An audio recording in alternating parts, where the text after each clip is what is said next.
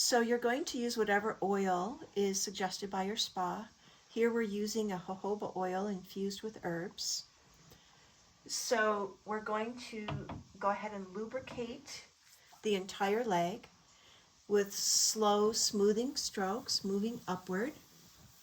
And again, keep in mind you're going to be using crystal stones, so you don't need quite as much lubrication as you would, for example, lava stones or Himalayan salt stones if you used oil on those. So we've lubricated the whole leg. We're going to start on the lower calf muscles.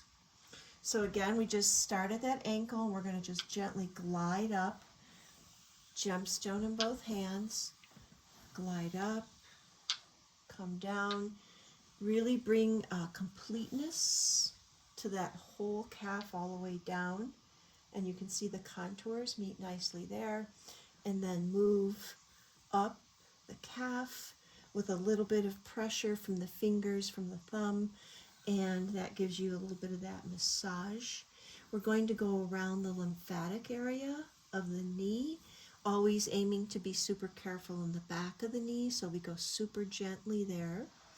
And then we're going to move our palm stones all the way up the leg, just a moderate amount of pressure. It's a lot about the energy, less about the pressure.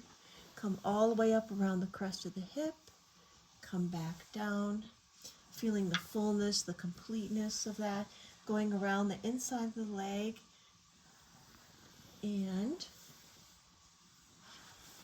gentle, long strokes, and then we're going to come with our Joya rollers.